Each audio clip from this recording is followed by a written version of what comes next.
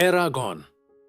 कहानी हजारों साल पहले की एक बड़ी कहानी से शुरू होती है। एलागेसिया देश में ड्रैगन राइडर्स नाम की एक खास जाति रहती थी। इन योद्धाओं और जादूगरों ने अपने ड्रैगन के साथ मिलकर पूरी दुनिया में शांति कायम की। लेकिन इस सिस्टम को गिलबिट्रिक्स नाम के एक आदमी ने तोड़ दिया। वह खुद एक ड्रैगन राइडर था, लेकिन जब उसका ड्रैगन मारा गया तो वह दिमागी तौर पर बीमार हो गया। उसने एक नया ड्रैगन लाने की कोशिश की, लेकिन राइडर्स की काउंसिल ने उसे मना कर दिया। गुस्से और बदले की आग में जलते हुए उसने एक और बेचारे राइडर मोरजान से दोस्ती कर ली और दोनों ने मिलकर पूरे सिस्टम को खत्म कर दिया। उन्होंने लगभग सभी ड्रैगन और राइडर्स को मार डाला और गैलाबिट्रिक्स ने खुद को एलागेसिया का राजा घोषित कर दिया। उसके जुल्म के खिलाफ उठे बच्चों ने वार्डन नाम का एक सीक्रेट बागी ग्रुप बनाया। फिल्म असल में एक अंधेरे जंगल में शुरू होती है। एल्व्स की राजकुमारी आर्या एक कीमती पत्थर लेकर भाग रही है। यह असल में एक ड्रैगन का अंडा है। उसका पीछा डार्जा नाम का एक ताकतवर शैड दुष्ट जादूगर कर रहा है, जो राजा गैलबिट्रिक्स का वफादार है। जब डार्जा आर्या को घेर लेती है तो वह अपनी बची हुई आखिरी ताकत का इस्तेमाल करके जादू करती है और अंडे को दूर किसी अनजान जगह पर भेज देती है, इससे पहले कि डार्जा उसे पकड़ पाता। अब हम अलागाइशिया के पहाड़ों में बसे छोटे से गांव कारवाहोल में आते हैं। यहाँ एक गरीब किसान लड़का एरागॉन अपने चाचा गिरो और कजिन रोरन के साथ रहता है। वह सादा जीवन जीता है, मेहनत करता है और शिकार पर जाता है। एक दिन शिकार करते समय जब वह एक हिरण का पीछा कर रहा होता है तो अचानक आसमान से एक नीला धमाका होता है और वही रहस्यमयी नीला पत्थर जमीन पर गिर जाता है। एरागॉन, जो सोचता है कि यह एक कीमती पत्थर है, उसे उठाकर घर ले आता है, यह सोचकर कि वह इसे बेचकर सर्दियों का सामान खरीदेगा। लेकिन उस रात जब वह सो रहा होता है तो पत्थर से अजीब आवाजें आने लगती हैं। नींद में वह उसे छूता है और पत्थर टूट जाता है और उसके सामने एक छोटा नीला ड्रैगन होता है। वह उसे हैरानी और उलझन से देखता है। जैसे ही वह छोटे ड्रैगन को छूता है, उसके हाथ की हथेली पर एक चमकीला सफेद निशान बन जाता है। यह गेडवा का निशान है, जो ड्रैगन राइडर की पहचान है। एरागॉन ड्रैगन को माँ की तरह पालना शुरू करता है, उसे छिपाता है और उसके लिए खाना लाता है। वह उसका नाम सेफिरा रखता है, जो उसके सपनों में आई एक एल्फ का नाम है। सेफिरा बहुत जल्दी बड़ी हो जाती है और दोनों के बीच एक गहरा मानसिक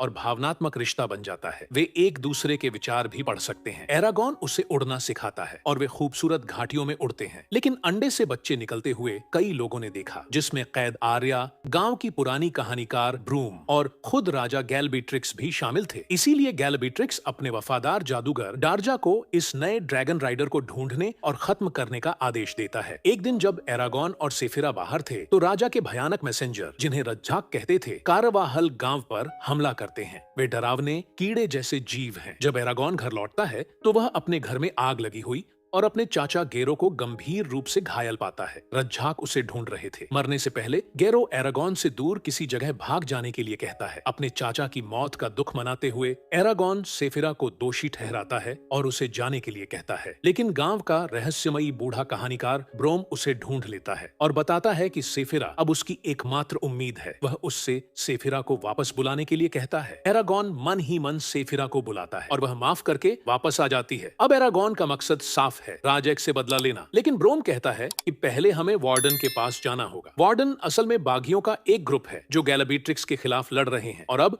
ब्रोम, एरागॉन और सेफिरोथ का सफर शुरू होता है। रास्ते में ब्रोम एरागॉन को ड्रैगन राइडर्स की पूरी हिस्ट्री बताता है, उसे गैलाबिट्रिक्स और मोरजान के धोखे के बारे में बताता है और उसे पुरानी भाषा में जादू, तीरंदाजी और तलवारबाजी की ट्रेनिंग देता है। ब्रोम खुद पहले एक ड्रैगन राइडर था, जिसके ड्रैगन को मोरजान ने मार दिया था। एक छोटे से शहर में वे एक एस्ट्रोलॉजर एंजेला से मिलते हैं, जो एरागॉन की हालत देखकर उसे बताती है कि उसका रास्ता बहुत खतरनाक है और एक लड़की आर्या उसकी मदद का इंतजार कर रही है। सफर के दौरान उन पर राजा के गुलाम आर्गल्स हमला कर देते हैं। एरागॉन ब्रोम को एक जादू करते हुए देखता है और उसे आजमाता है, जिससे नीली आग का एक धमाका होता है जो अनजाने में सभी अर्गल्स को खत्म कर देता है। लेकिन वह खुद बेहोश हो जाता है। सेफिरा उसे बचाती है। फिर ब्रोम उसे जादू कंट्रोल करना और अपनी पावर को सेफिरा से जोड़ना सिखाता है। पहली बार सेफिरा की पीठ पर उड़ने के बाद एरागॉन और सेफिरा ब्रोम की मदद से रजाक को मार देते हैं। रजा आर्या को कैद करके एरागॉन के लिए एक जाल बिछाता है। वह आर्या का भेष बदलकर